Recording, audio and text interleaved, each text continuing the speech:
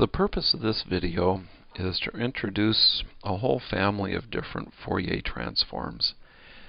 If you work in signal processing at all, or start reading the literature, you see just this whole alphabet soup of terms. So you see FT, FS, DT, FT, DFT, FFT, DCT, MDCT. You just get a whole bunch of these acronyms. And it turns out that these are all names of different types of Fourier analysis techniques. So the FT stands, for example, for Fourier transform, a term with which you should become familiar. In fact, all of the F's here stand for Fourier. The S in this case is series. The DT in this case is discrete time Fourier transform. This is a discrete Fourier transform. And you may ask yourself, well, what's the difference between a discrete time Fourier transform and a discrete Fourier transform? Well, we'll explain that in just a minute. FFT is a particular way of implementing a discrete Fourier transform. A DCT and an MDCT are mathematically related to these transforms. So there's just a whole lot of transforms here. So the purpose of this video is to try to give you an overview of which transforms are which, how you would know which transform you would want to use in a particular situation, and give you just a really rough idea of the sorts of, sort of a conceptual idea of the sorts of things that you might look for. So let's make all this alphabet soup go away, and let's build a table. In fact, the purpose of this video is pretty much to build the following table. I will have a couple of columns that relate to time, and I'll have a couple of columns that relate to frequency.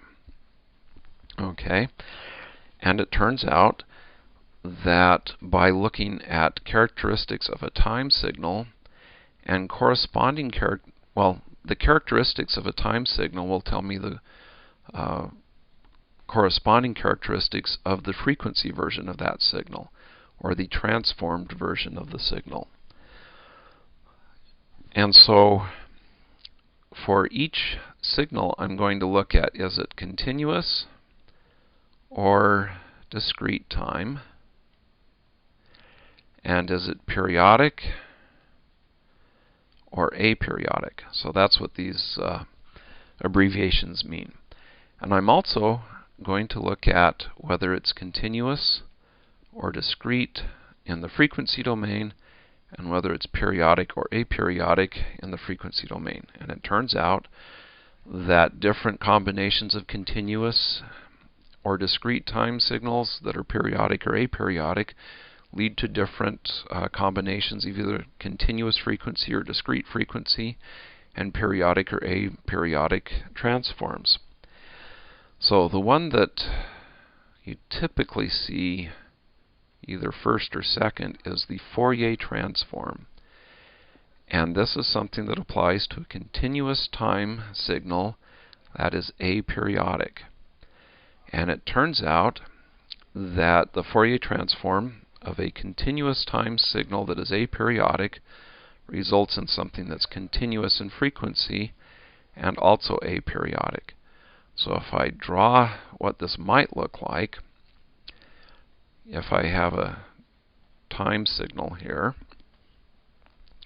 suppose it's a rectangular pulse. This is actually used often enough that you see it quite a bit.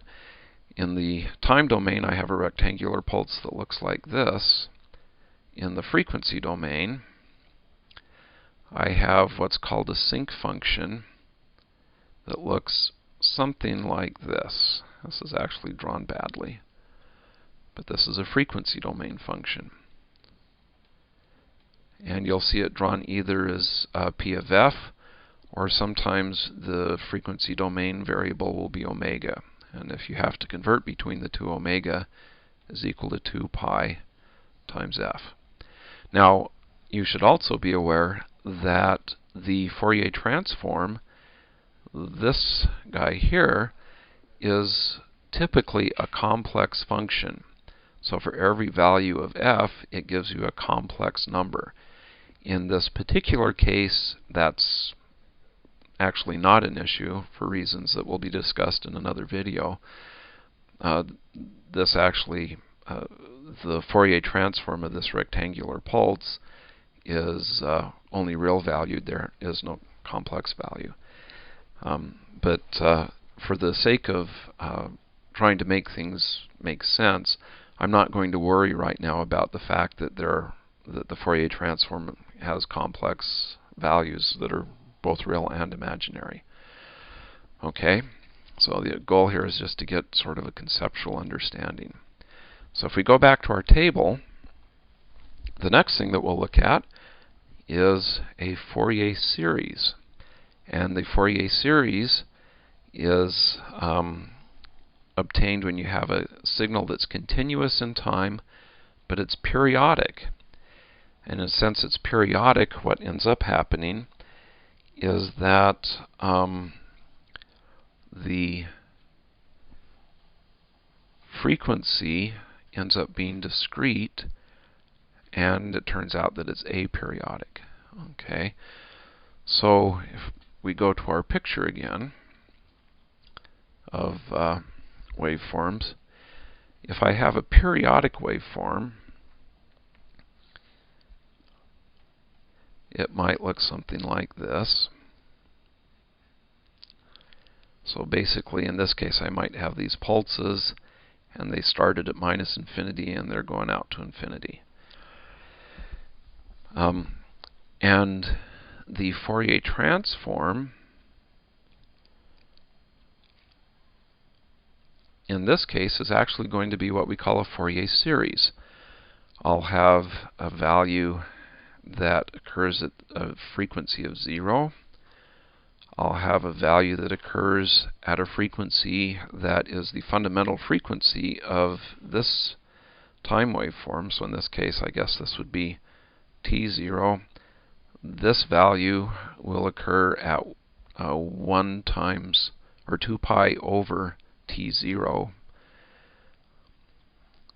I have other values out here.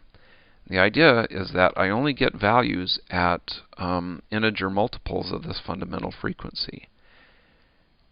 And I also have negative values out here. So this is the sort of thing that you see with a Fourier series. You start off with a continuous time, periodic signal, and you get a frequency domain representation that is discrete in frequency and basically goes on out to infinity and minus infinity. Okay, so let's go back to our table. And the next one we'll look at is what's called the discrete time Fourier transform. And the idea here is that we're going to have a signal that's discrete in time, hence the discrete time part of the Fourier transform. And this is going to be aperiodic. Okay, it turns out that because it is aperiodic, the frequency domain representation of it is continuous. Because it is discrete time, the frequency domain representation of it is periodic. Okay, so if we go back to our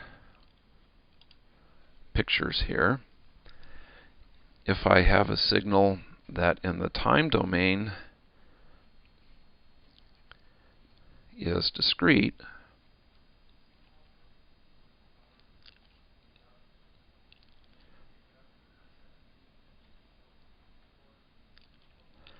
but not periodic, so I'm doing my best here to draw a signal that's not periodic, then in the frequency domain, the transformed version of this signal is going to be continuous in frequency, whatever that looks like, but it will be periodic. So if I have drawn this correctly, you'll look at this and say, except for that last nasty bit, that this, in the frequency domain, you get the same shape repeated over and over and over. Okay, well, there's one last combination, and this is what gives us the discrete Fourier transform. If my time signal is discrete and periodic, then my frequency representation of this signal is also discrete and periodic. Okay, and this is why it's called the discrete Fourier transform, as both the time and the frequency domain versions of the signal are discrete. So if I go back to my picture, we'll nuke these guys.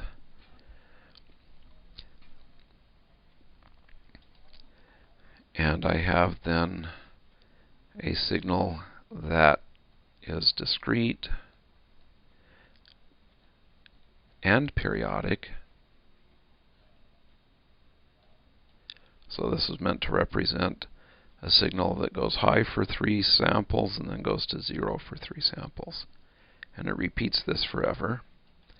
Then in the frequency domain, I will have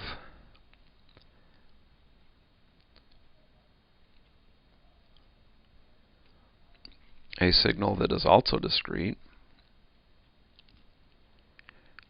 and periodic and goes on forever.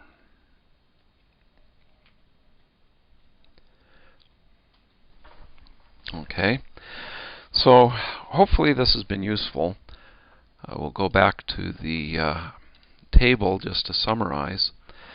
So you'll notice, again in summary, if a signal in the time domain is continuous and aperiodic, then in the frequency domain its representation is continuous and aperiodic. A signal that is discrete and periodic is discrete and periodic in both domains. You'll notice that everywhere I have an aperiodic time signal, that corresponds to a continuous frequency signal. Everywhere I have a periodic time signal, that corresponds to a discrete frequency signal. So you can see that aperiodicity implies continuous and so on. You'll also notice everywhere I have an aperiodic frequency domain signal, I have a continuous time signal. Okay, so continuous time leads to aperiodic frequency. Every time I have a periodic frequency, I've got a discrete signal. So you can see there's a lot of symmetry here. And in fact, one of the things that you end up doing a lot in Fourier analysis is using all of these different symmetries. It turns out there's a whole bunch of symmetries for each of these different transforms. So with that, we will end this video.